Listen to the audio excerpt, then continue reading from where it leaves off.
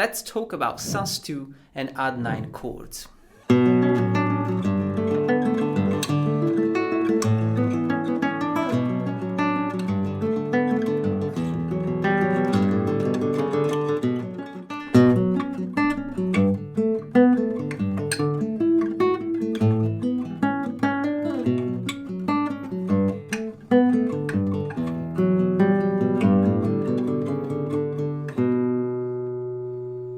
I don't know why I love it so much. It's got this kind of, violin, kind of arpeggio kind of vibe. I love it. It looks challenging, and yes, it's not the most simple thing to play, but let's break it down and let me show you how to actually practice these chords step by step. First things first, let's understand which chords we are actually playing. We are in a key of B minor, and I'm playing a B minor chord, a G major chord, a D major, and a beautiful A major chord. I'm also using a classical guitar. We have a fret marker on the fret number 5. Hopefully you can see this. And I like the classical guitar for this type of chords, just because, I don't know, I have more space between the strings. And even though it makes the whole thing a little bit more challenging to play, I just love the extra space. Now, before we talk about the whole thing though, let's just take it step by step. And let's talk about the sus2 chords. The sus2 is a chord played without the third. We only play the root note, the fifth, and the major second.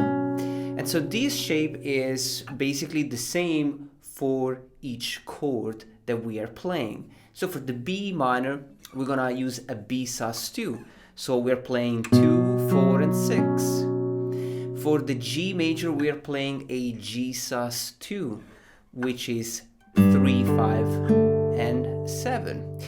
For the D major, we are playing a D sus2, which is 5, 7, and 9. And for the A major, you guess, we're playing an A sus2, which is 5, 7, and 9. Now let's create an exercise where you can practice these chords, because I can already tell that not many of you can actually stretch that much, at least not at the beginning. It's a pretty stretchy chord. So let's just practice these chords note by note.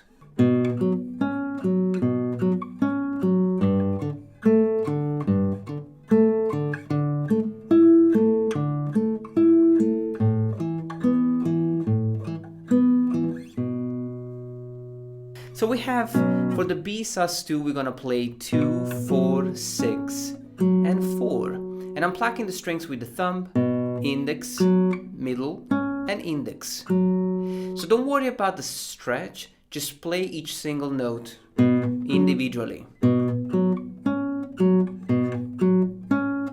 G sus2, D sus2, and the A sus2. What is the difference between the sus2 and the add9 chord? Well, the sus2 is a chord played without the third. So we have the root note, we have the major second, and we have the perfect fifth, right? So there is no third. That's the reason why we call it suspended, because it's not major or minor. The add9 chord is a major or a minor chord played with the ninth. So we have the 3 notes that make up the chord, the root note, the major third, and the fifth, plus the major 9.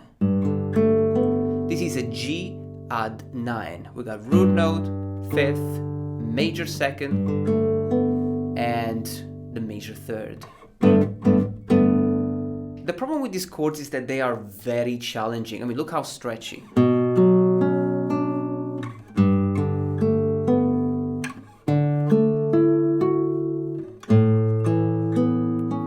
So if you want to play them fast, it's really challenging. I was struggling as well, and that's the reason why I came up with this kind of broken chords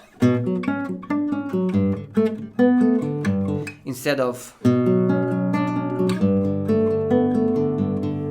You see how challenging they look? Let's practice the chords, the add9 chords, note by note, just like we did with the sus2.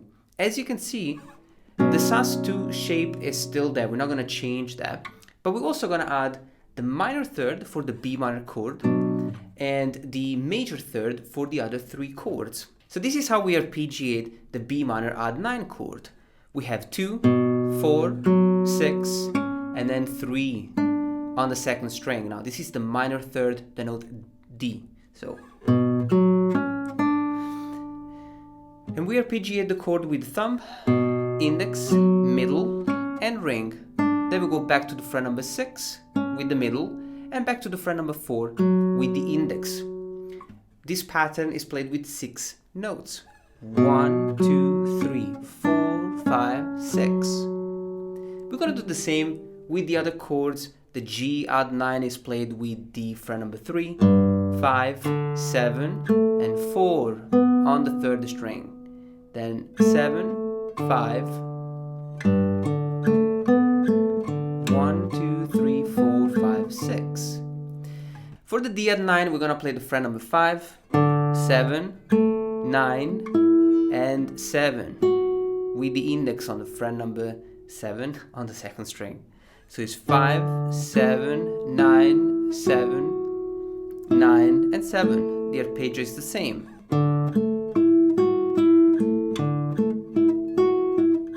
And we finish with the A odd 9, which is going to be the same as the G odd 9. And that's the awesome thing about these chords, is that you can just play the same shape in a different position. It will be the same chord. So we got 5, 7, 9, 6, 9, 7. Honestly, I love these chords.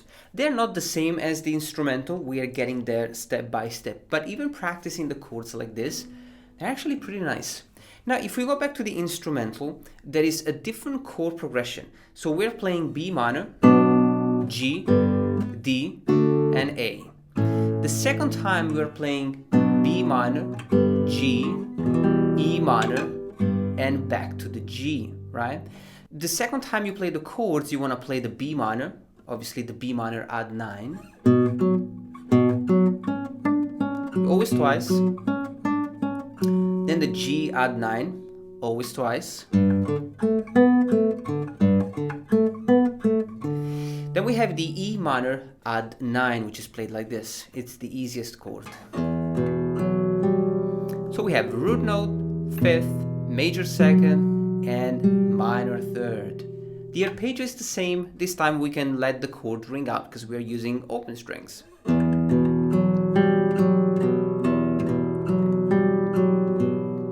For the last chord, the G major, you're gonna learn this. Now I know that it doesn't really make sense to play the chord, the G, like this, but trust me, you wanna learn it like this because this is how we're gonna play it in the instrumental. So you got the G, you got 3, 0, 0, and then 2, 0, 4, 0, 5, and 0. So when I put together the exercise,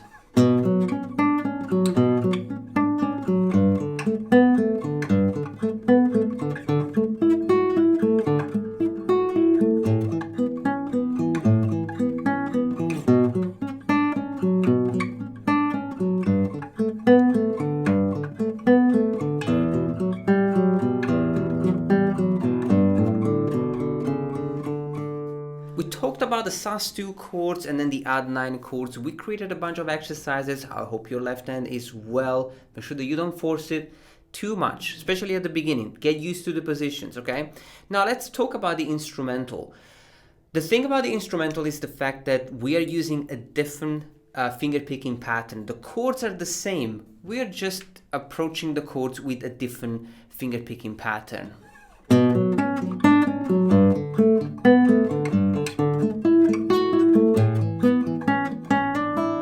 We also have a bunch of extra notes.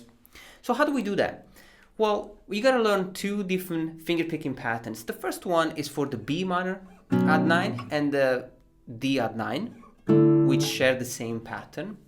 And then we're gonna have different pattern for the G and for the A. So for the B minor odd 9, we have 7 notes.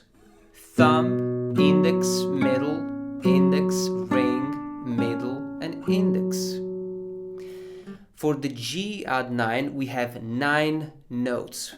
You got thumb, index, middle, index, ring, middle, index, thumb, and index.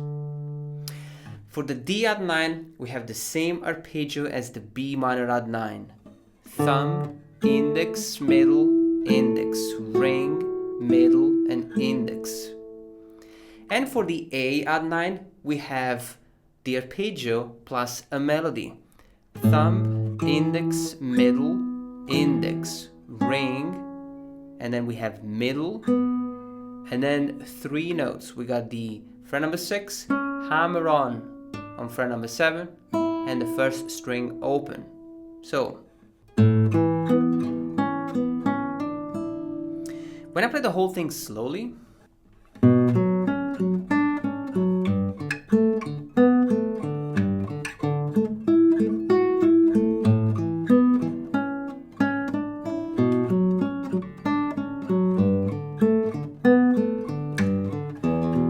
then we have the E minor chord and the G. This is when we change things around.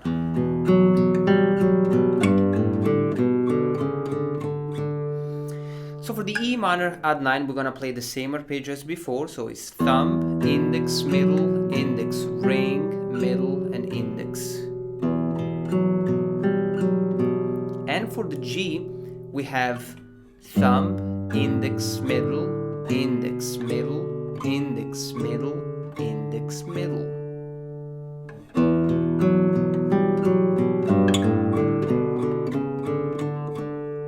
Of course, once you have the chords, you can change the chord progression. For example, the second section was played with the G, sus2,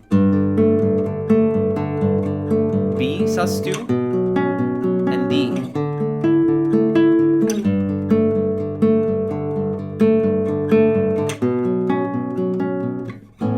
We finish with the A odd 9 played as a chord, 0, 2, 4, and 2. And then we can go back to the B minor.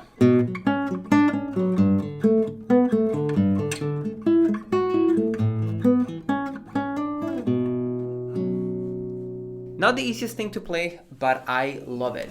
And good thing that we were able to make it step by step. So I hope that you appreciate these, exercises that you can practice. Of course, this is not for beginners, but if you wanna get used to playing the sus2 with this shape, you can start with these simple exercises, and then you can move on to the more challenging odd 9 chords when you feel ready. I am gonna leave you to practice these chords, take it step by step, and I'll see you next time.